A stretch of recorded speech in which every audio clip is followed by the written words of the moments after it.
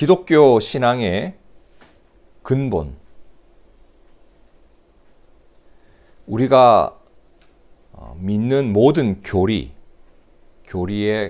근거이면서 신앙생활의 기반,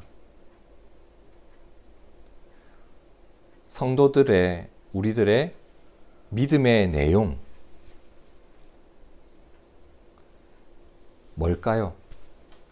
무엇이 우리 신앙의 근본이고 교리의 근거이고 신앙생활의 기반이고 믿음의 내용일까? 뭐죠? 당연히 성경이죠. 하나님께서 우리에게 주신 그분의 말씀, 성경이 우리 신앙의 근본이고 교리의 근거이고 신앙생활의 기반이 되어야 하고 우리의 믿음의 내용이 되어야 합니다. 성도 여러분, 우리가 신앙생활을 하면서 마음에 꼭 품고 있어야 할, 이것을 단 한순간도 놓지 말아야 하는데 꼭 품고 있어야 할 가치가 있는데 그게 바로 성경의 가치입니다. 이걸 놓쳐서는 안 돼요. 성경이 나에게 무엇인지 명확한 인식과 그것을 꼭 붙들고 살아가야 합니다. 이게 잘된 것인지 안타까운 일인지는 모르겠지만 성경책 말이에요. 성경책이 너무 흔하죠. 성경책은 하나님의 말씀을 종이에 인쇄해 놓은 겁니다. 그리고 우린 서점에 가면 하나님의 저작물을 사는 느낌보다도 그냥 종이값 주고 그 책을 사옵니다. 우리가 지불하는 것은 종이값이에요. 저작권이 아닙니다. 그죠? 저작권을 가지고 이야기하면 이걸 얼마에 살 수 있겠습니까? 근데 우리가 오해를 해요. 한 2, 3만 원 주면 서점 가면 언제든지 구할 수 있으니까 이 가치를 몰라요. 종교개혁 시대만 해도 이 성경책 한 권 때문에 얼마나 많은 사람들이 희생을 했는지 모릅니다. 성경책을 가지고 신앙생활 하는 것, 기독교 역사 속에서 그렇게 오래되지 않습니다, 여러분. 근데 우리는 성경책이 워낙 흔한 시대를 살아가다 보니 이 안에 담겨 있는 말씀의 가치를 잊어버릴 때가 너무 많습니다. 성경책에 먼지가 수북하게 쌓여 있기도 하고 이렇죠. 근데 그 안에 기록된 말씀 안에 뭐가 있어요? 영원한 생명을 주는 약속이 담겨 있습니다. 그리고 이 땅을 어떻게 살아가야 옳은 것인지 바른 삶에 대한 길을 주님이 이 말씀을 통해서 알려주셨단 말입니다. 이게 얼마나 소중한 겁니까? 여러분 기억하세요. 하나님께서 주신 이 말씀과 성령께서 나에게 주신 믿음이 만나면 어떤 일이 일어나요? 내가 누구인지, 나의 정체성이 새로워집니다. 그리고 내가 무엇에 가치를 두고 살아가야 하는지 내 삶의 가치가 옮겨집니다. 그렇기 때문에 자연스럽게 일어나는 일이 뭐예요? 내 삶의 방식과 선택들이 달라질 수 있는 겁니다. 그러니까 우리가 짜잘한 거 뭐 하나 해야겠다, 뭐 하나 해야겠다 이것보다도 내가 어떤 존재인지 알고 내 가치가 변하면 그 믿음 안에서 자연스럽게 일어나는 일들이 있단 말이에요. 그래서 저는 믿음으로 산다는 것을 이 굉장히 추상적인 말이잖아요. 믿음으로 삽시다. 우리 아멘 하는데 뭐 하는 거 없잖아요. 이 추상적인 말이래요. 이것을 조금 더 구체적으로 표현하자면 저는 이렇게 표현하고 싶습니다. 믿음으로 산다는 것은 성경으로 내 삶의 울타리를 만들어가는 과정입니다. 아, 이게 옳은 일이구나. 아, 이것이 소중한 것이구나. 이것을 멀리해야 하는구나. 계속 내 삶의 울타리를 만들어가요. 그죠? 그리고 그 울타리 안에서 내가 거하는 거예요. 그 울타리 안에서 우리가 누릴 수 있는 게 뭔지 아세요? 평안과 자유입니다. 놀랍게도 울타리가 완벽하면 완벽할수록 자유로워집니다, 여러분. 여러분이 그 은혜 속에 있기를 진심으로 축복합니다. 그래서 기독교를 흔히 말씀의 종교라고 하기도 하죠. 참 옳은 표현인 것 같습니다. 자, 그러면 이 성경은 딱 두 부분으로 나누어져 있죠. 우리가 잘 알듯이 무슨 성경? 구약 성경과 신약 성경. 이 구분의 기준은 뭐죠? 예수님 오시기 전에 주어진 말씀이 구약 성경. 예수님이 오신 후에 예수님의 활동과 예수님의 말씀이 담겨 있는 게 신약 성경 이렇게 되어 있어요. 자, 그런데 세상에는 예수님을 믿는 우리도 있지만 예수님을 안 믿고 희한하게 하나님은 믿는 사람들이 있어요. 여호와 하나님은 믿는데 예수님이 하나님의 아들이시라는 것, 예수님이 우리를 구원하셨다는 것을 믿지 않는 사람들이 있습니다. 이 종교를 뭐라고 하죠? 흔히 유대교라고 합니다. 자, 그러면 유대교 사람들은 어떤 성경을 볼까요? 구약 성경만 본단 말이에요. 그들의 경전은 구약 성경이에요. 자, 그런데 유대교 사람들은 그들의 경전을 구약 성경이라 부르지 않습니다. 자, 구약과 신약이라는 말은 사실 이 기독교적인 용어거든요. 구약, 옛날 언약, 신약, 새로운 언약, 이 기독교적인 용어란 말이에요. 유대교 사람들은 우리가 구약 성경이라 부르는 그들의 경전을 뭐라고 부르냐? 타나크라고 부릅니다. 타나크. 여기에는 이런 이유가 있습니다. 자, 구약 성경 잘 생각해 보세요. 제가 성경 공부 시간에 자주 말씀드렸던 내용인데 제일 앞에 모세오경이 나와요. 자, 모세오경 율법서라고 합니다. 그죠?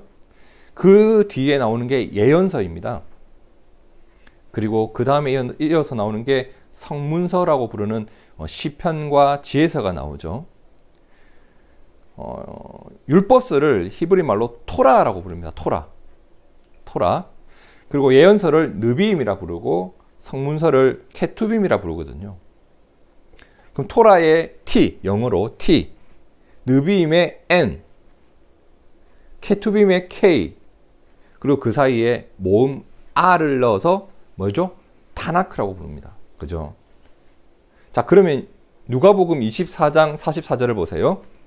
또 이르시되 내가 너희와 함께 있을 때에 너희에게 말한 바 곧 모세의 율법과 선지자의 글과 시편에 나를 가리켜 기록된 모든 것이 이루어져야 하리라 한 말이 이것이라.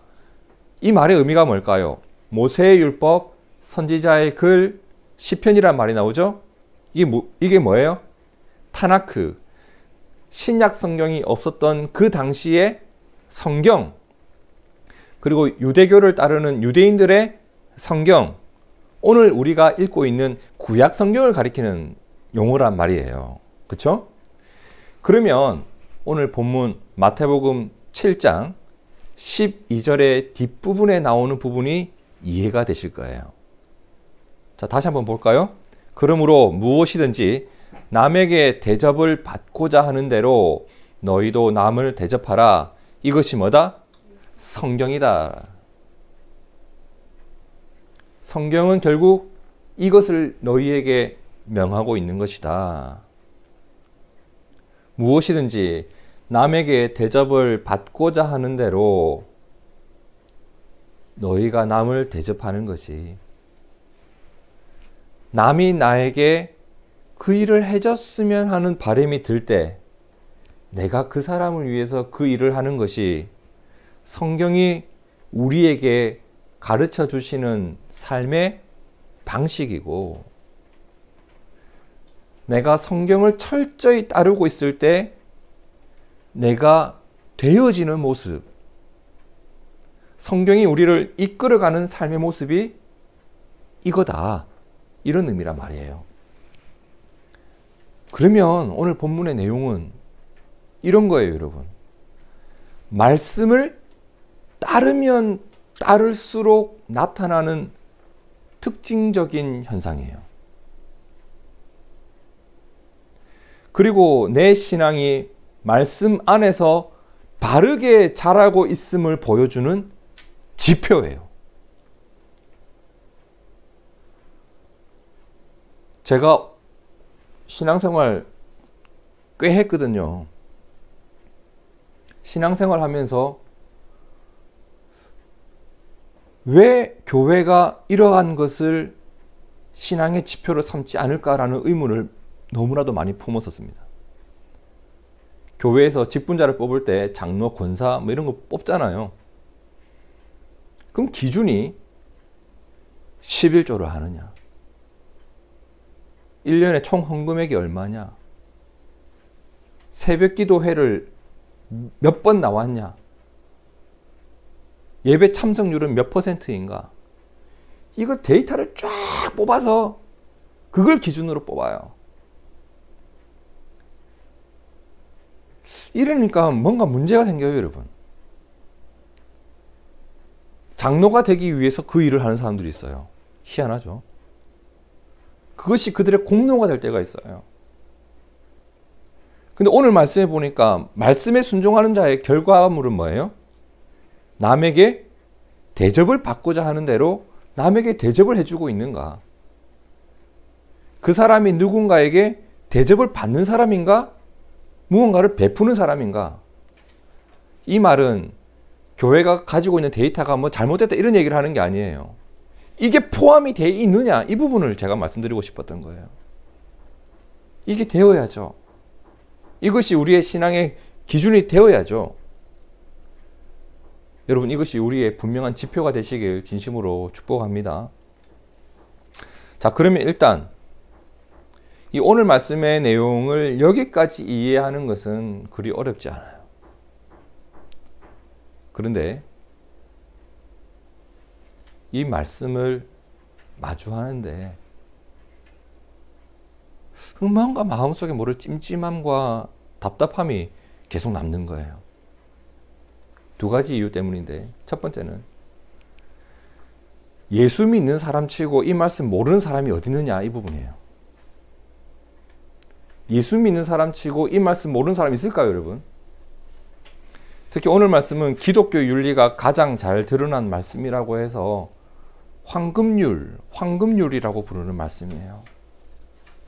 많은 이들이 아멘 하면서 들었던 말씀이고, 고개를 끄덕이면서 내가 이렇게 한번 해봐야 되겠다, 결단도 하고 다짐도 했던 그 말씀이에요. 근데 교회에서는 아멘 해놓고 막상 하려고 하니까 이게 잘 안 되는 거예요. 꼭 학교에서 수학 시간에 선생님이 문제를 막 풀어주세요. 막 방정식도 풀고 그래프도 그리고 할 때 쉽네. 선생님 할 땐 다 쉬워요. 나도 할 수 있을 것 같아요. 근데 그걸 내가 풀려고 하면 어때요? 안 되는 거예요, 이게. 어떻게 했더라? 기억이 안 나는 거죠. 분명히 될 것 같았는데 되지 않는 그 답답함. 성경 속에서 예수님이 나에게 행하신 일을 보면 나도 할 수 있겠는데, 이 정도는 싶었는데 막상 그 일을 하려고 하는 현장에 가니까 안 되고, 교회에서 아멘 할 때는 될 것 같았는데 내가 그 일을 해야 할 내 자녀를 보고 내 남편을 보면 잘 안 되네. 이 답답함. 그리고 오늘 말씀이 뭐라고 했어요? 성경의 핵심 내용이라고 했잖아요. 이것이 성경의 가르침이라고 했잖아요. 근데 그것이 안 되는 나를 보면 나 스스로 어떤 생각이 들어요? 내 신앙이 바로 서 있나? 내 믿음이 바로 돼 있나? 라는 의구심이 막 들거든요. 이것 때문에 찜찜함이 생기더라고요, 자기는. 또 두 번째 이유가 있는데, 오늘 본문 제일 앞에 있는 한 단어 때문이에요. 뭐라고 시작해요? 그러므로. 그러니까 지금 이 말씀이 예수님이 앞에서 쫙 요약해 주신 내용의 어떤 결론이라는 거예요. 그죠?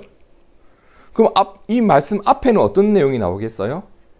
이 말씀의 이유나 원인이 나올 거잖아요. 근거가 나올 거잖아요. 자, 많은 이야기가 있습니다. 산상설교의 앞에. 그러면 일단 11절과 12절을 연결해서 제가 한번 읽어볼게요. 너희가 악한 자라도 좋은 것으로 자식에게 줄 줄 알거든 하물며 하늘에 계신 너희 아버지께서 구하는 자에게 좋은 것으로 주시지 않겠느냐. 그러므로 무엇이든지 남에게 대접을 받고자 하는 대로 너희도 남을 대접하라. 이것이 율법이요 선지자니라. 아무리 읽어도 이 내용이 자연스럽게 연결이 안 되는 거예요. 이 내용이 12절 내용의 어떤 근거가 되어야 되는데 이게 왜 이게 근거가 되지? 이런 의문이 막 든단 말이에요. 그래서 오늘 우리가 풀어야 될 숙제가 이 두 가지예요. 먼저는 굳게 결심해도 안 되는 이 일을 어떻게 이루어 갈 수 있을까? 결심으로 해야 할 일일까? 여기에 의문을 던져보는 거예요. 내 결심으로 되는 일일까? 의문을 던져놓고 그러면 어떻게 이루어 갈 것인가? 이게 첫 번째 풀어야 될 숙제고, 두 번째는 그러므로 그럼 예수님께서 이 대목에서 율법과 선지자들의 글을 요약해 주신 이유가 있을 거잖아요. 그리고 이 말씀 속에 담겨 있는 주님의 의도와 뜻이 있을 거잖아요. 그것을 한번 생각해 보자는 겁니다. 그러면 먼저 일단 이 말씀 앞에 나오는 내용들, 오늘 말씀과 어떻게 연결되는지부터 좀 살펴봐야 되겠는데, 그 일을 위해서 지난 몇 주 동안 살펴봤던 말씀을 좀 복습을 좀 해봐야 될 것 같아요. 먼저 마태복음 7장 7절과 8절을 함께 읽어봅니다. 시작. 구하라 그리하면 너희에게 주실 것이요 찾으라 그리하면 찾아낼 것이요 문을 두드리라 그리하면 너희에게 열릴 것이니 구하는 이마다 받을 것이요 찾는 이는 찾아낼 것이요 두드리는 이에게는 열릴 것이니라. 구하라, 찾으라, 두드리라. 분명 무언가를 위해서 기도하라 라는 말씀입니다. 그렇죠? 기도하라. 그런데 그 말씀 바로 앞에 6절에 이런 내용이 있었어요. 거룩한 것을 개에게 주지 말며 너희 진주를 돼지 앞에 던지지 말라. 그들이 그것을 발로 밟고 돌이켜 너희를 찢어 상하게 할까 염려하라. 그리고 이런 내용도 있었어요. 5절에 외식하는 자여 먼저 내 눈 속에서 들보를 빼어라. 그 후에야 밝히 보고 형제의 눈 속에서 티를 빼리라. 지금 이 말씀들을 보면 해야 할 일들이 나오죠. 거룩한 것과 진주를 개와 돼지에게 던지지 말아야 하고 눈 속에서 들보를 빼야 하고, 조금 더 앞에 보면 마태복음 6장 31절에 이런 내용도 있죠. 그러므로 염려하여 이르기를 무엇을 먹을까 무엇을 마실까 무엇을 입을까 하지 말라. 이는 다 이방인들이 구하는 것이라. 너희 하늘 아버지께서 이 모든 것이 너희에게 있어야 할 줄을 아시느니라. 그리고 이런 내용도 나와요. 6장 33절 너희는 먼저 그의 나라와 그의 의를 구하라. 그리하면 이 모든 것을 너희에게 더하시리라. 아, 주님께서 구하라, 찾으리라, 두드리라 라는 말씀을 하시기 전에 보니까 우리가 정말 기도해야만 하고 기도할 수밖에 없는 내용들이 쫙 나와 있습니다. 먼저 7장 6절 말씀처럼 뭘 구해야 하죠? 우리의 거룩한 것과 진주를 지키기 위해 기도해봤냐? 여러분, 이건 기도해야 할 내용이에요. 즉 우리가 품고 있는 천국의 가치, 그 일을 포기하지 않고 끝까지 붙들고 살 수 있는, 그리고 그 가치를 품은 우리들의 믿음과 삶이 개와 돼지에게 외부적인 요인과 내 내부적인 갈등으로 인해서 밟히고 찢겨지지 않도록 구해야 합니다. 여러분, 거룩한 것과 진주를 지키는 기도가 있기를 축복합니다. 예수님께서 십자가를 지시기 전에 제자들을 위해서 이런 기도를 했습니다. 최후의 만찬이 있던 그 자리에서 예수님이 드렸던 기도, 요한복음 17장 14절에 이런 말씀이 있죠. 내가 아버지의 말씀을 그들에게 주었사오매 세상이 그들을 미워하였사오니 이는 내가 세상에 속하지 아니함 같이 그들도 세상에 속하지 아니함으로 인함이니이다. 내가 비옵는 것은 주님이 뭐라고 구해요? 그들을 세상에서 데려가시기를 위함이 아니요 오직 악에 빠지지 않게 보전하시기를 위함이니이다. 주님께서 원하셨던, 주님도 구하셨던 내용이 뭐예요?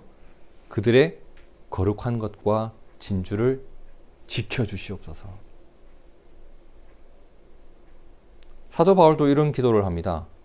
데살로니가전서 5장 23절에 평강의 하나님이 친히 너희를 온전히 거룩하게 하시고 너희의 온 영과 혼과 몸이 우리 때에 흠없게 보존되기를 원하노라. 여러분, 우리가 무엇을 구하고 무엇을 찾고 무엇을 두드려야 할지 보이시나요? 그리고 뭘 위해 기도해야 해요? 눈 속에 박힌 나무 기둥, 그것이 외식이든 교만이든 욕망이든 그 나무 기둥이 내 눈에 박혀 있으면 어떤 일이 일어나요? 내 생각과 내 삶을 오염시키고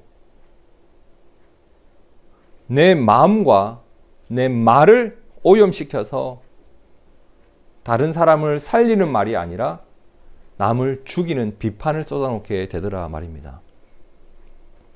누군가를 살리기 위한 비판이 아니라 내 욕구를 채우기 위한 비판을 하는 것. 그래서 그 나무 기둥 같은 것들이 쏙 빠지기를 간구하라. 그리고 염려 속에서 허우적거리는 기도를 넘어서서 먼저 구해야 할 것, 먼저 누려야 할 그 천국의 삶을 위해서 너가 구해야 한다. 이런 내용들이 쫙 나오고 나서 나온 내용이 뭐였어요? 마태복음 7장 8절이었어요. 7장 7절과 8절이었죠. 함께 읽어봅니다. 시작. 구하라 그리하면 너희에게 주실 것이요 찾으라 그리하면 찾아낼 것이요 문을 두드리라 그리하면 너희에게 열릴 것이니 구하는 이마다 받을 것이요 찾는 이는 찾아낼 것이요 두드리는 이에게는 열릴 것이니라. 그죠? 이 일을 위해서 우리가 구하고 찾고 두드려야 해요. 그때 어떤 일이 일어난다고 주님이 약속하셨어요? 너희가 악한 자라도 좋은 것으로 자식에게 줄 줄을 알거든 하물며 하늘에 계신 너희 아버지께서 구하는 자에게 그 좋은 것으로 주시지 않겠는가? 그렇죠, 여러분. 기도에 응답이 있는 이유는 기도한 사람이 대단하거나 능력이 있어서가 아니에요. 그죠? 우리의 보잘것없는 그 기도에도 들으시는 아버지가 계시기 때문이고 우리를 긍휼히 여기시는 하나님의 손길이 있기 때문임을 믿습니다. 이것이 기도 응답의 이유죠. 제가 제일 싫어하는 말 중에 하나가 능력의 종, 기도의 종, 그런 것 막 찾아서 기도원 다니고 그러지 마세요. 하나님의 긍휼이 우리의 기도에 응답해 주시는 근거인데 지가 무슨 능력이 있다고 그래 뻥치고 다니고 또 그거에 현혹돼가지고 끌려다니는 사람들이 있고. 여러분의 아버지께 구하십시오. 응답은 아버지에게서 오는 겁니다. 그죠? 그러면 우리가 오늘 본문인 마태복음 7장 12절 앞에 있는 내용들을 다 살펴봤는데 이것을 이렇게 한번 정리를 해봅시다. 그 앞에 어떤 내용들이 나와 있었는가? 첫째, 너희는 이방인이 아니다. 너희는 이방인이 아니다. 너희는 하나님의 자녀다. 이것이 예수님이 우리에게 알려주신 하나님과 나의 뭐예요? 관계예요. 관계. 둘째, 너희는 거룩한 것과 진주를 가진 자들이다. 가진 자들이다. 받아야 할 진주가 있는 게 아니라 진주를 가진 자들이다. 천국 복음을 가진 자들이다. 하나님 나라의 백성이다. 누가? 너가. 이것이 예수님이 우리에게 알려주신 우리의 뭐예요? 정체성이에요. 정체성. 셋째, 너희는 하나님 아버지의 무엇을? 돌봄을 받고 있는 자들이다. 너희가 아버지께 구할 때 아버지께서 너희를 돌보신다. 이것이 예수님이 우리에게 알려주신 우리의 능력이에요. 능력. 하나님과 나와의 관계가 무엇인지, 너희의 정체성이 무엇인지, 너희의 능력이 무엇인지 알려주신 후에 오늘 말씀이 이어집니다. 그러므로 무엇이든지 남에게 대접을 받고자 하는 대로 너희도 남을 대접해라. 이것이 성경이다. 여러분, 이 말씀은 하나님의 자녀 된 자가 이루어 갈 수 있는 말씀이에요. 이 말씀은 내가 하나님 나라의 백성이라고 하는 정체성을 가진 자가 이루어 갈 수 있는 일입니다. 하나님의 돌봄 가운데 있는 자가 이루어 갈 수 있는 일이에요. 구체적인 사랑에 실현되는 모습이에요. 그래서 우리가 이 말씀을 실현하기 위해 힘써야 할 것은 그 일 내가 한번 해봐야 되겠다. 이렇게 결심하고 뭔가를 단단히 결단하고 나도 이렇게 남을 대접하며 살아야 되겠다. 한번 생각을 해보고 그 일 자체를 위해서 내가 억지로 몸부림치는 거, 이게 아니란 말이에요. 우리 많이 해봤잖아요. 내 결심과 결단이 오래 가지 않는다는 거 누구보다도 나 자신이 제일 잘 알잖아요. 이건 결단으로 되어지는 일이 아니라, 하려고 해서 되는 일이 아니라 되어지는 일입니다. 언제? 내가 하나님의 자녀가 되었다는 복음에 감사할 줄 알고 주님이 주신 거룩한 것과 진주의 가치를 품고 있을 때 되는 일입니다. 내가 거룩한 것과 진주를 품지 않은 상태에서는 이게 되지 않아요. 하나님 아버지의 그 돌보심을 신뢰하는 순간에 되어지는 일입니다. 우리도 그렇지 않던가요? 학교에서 반장들이 참 잘해요. 원래 그런 애가 아니었는데 거기에 세워놓으니까 그 일을 하더란 말이에요. 우리도 직장에서 내가 그 리더가 안 될 것 같은데 리더를 맡아놓으면 리더가 되기 위해 노력하는 사람도 있단 말이에요. 내가 하나님의 자녀가 되었다는 것이 어떤 의미인지, 내가 하나님의 백성이라는 것이 어떤 의미인지, 내가 하나님의 돌보심을 받는 게 무엇인지를 명확하게 알고 그것을 신뢰하는 자가 살아갈 수 있는 삶이 뭐냐, 그의 삶의 방식이 뭐냐, 누군가가 나에게 해주기를 원하는 일을 내가 해주는 사람이 되어져 가는 겁니다. 여러분, 이것이 내가 살아야 할 삶이 아닐까요? 성경이 이끌어주시는 삶에 순종이 되는 것, 언제 그렇게 되던가요? 아버지를 믿을 때입니다. 한마디로 하나님께서 나에게 이루어 놓으신 그 변화로 인해서 하나님의 사람다움이라는 열매가 맺혀져 가는 겁니다. 이 열매예요. 주님은 율법의 짐을 주신 게 아니라 복음의 열매가 무엇인지를 알게 하신 겁니다. 여러분, 주님은 지금 우리에게 무언가를 강요하면서 명령하시는 그런 게 아니에요. 이 말씀은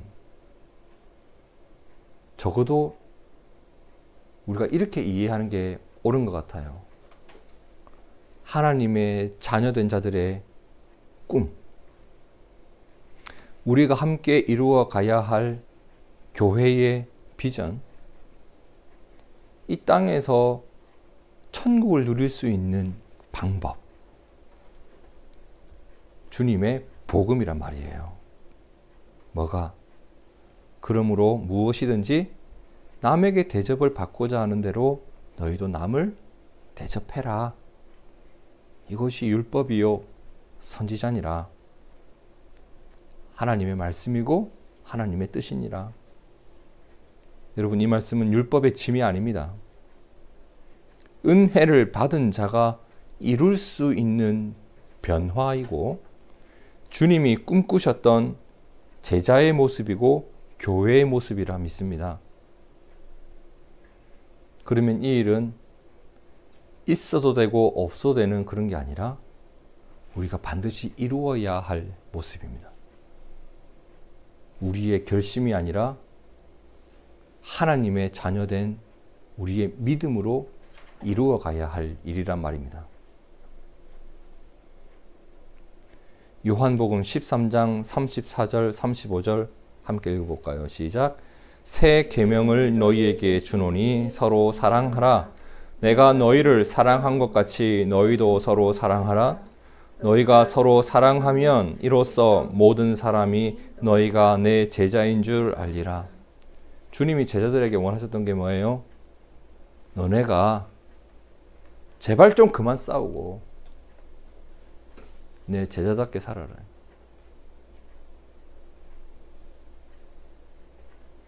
갈라디아서 5장 14절 함께 읽어봅니다. 시작. 온 율법은 내 이웃 사랑하기를 내 자신같이 하라 하신 한 말씀에서 이루어졌다. 율법은 이웃 사랑하기를 내 자신같이 하라 하신 말씀에서 이루어졌다고 했습니다. 그 말씀을 더 구체적으로 주님이 오늘 이렇게 풀어주시고 계신 거예요. 무엇이든지 남에게 대접을 받고자 하는 대로 너희도 남을 대접하는 거, 이게 뭐다? 사랑이다. 사랑이 뭔가요, 여러분? 사랑합니다. 말하는 게 사랑인가요? 예수님은 이렇게 말씀하셨습니다. 누군가를 사랑한다는 것은 내 마음을 들여다보는 거다. 내 마음을 들여다보고 내 마음속에 누군가가 그 일을 해줬으면 좋겠다고 하는 것 보이는 순간 그 사람에게 너가 해주는 게 사랑이다. 부모님들이 자녀를 사랑하는 것 생각해 보세요. 아, 제가 지금 배고플 때가 됐는데 배가 고프지 않을까? 제가 이것이 부족해 보이는데 그걸 좀 내가 돌봐줘야 되지 않을까? 여러분, 이것을 우리가 율법적으로 따르나요? 누가 강요해서 하나요? 된단 말이에요. 왜? 내가 그의 부모니까. 그렇지 않아요. 자녀가 부모를 사랑하는 것도 마찬가지죠.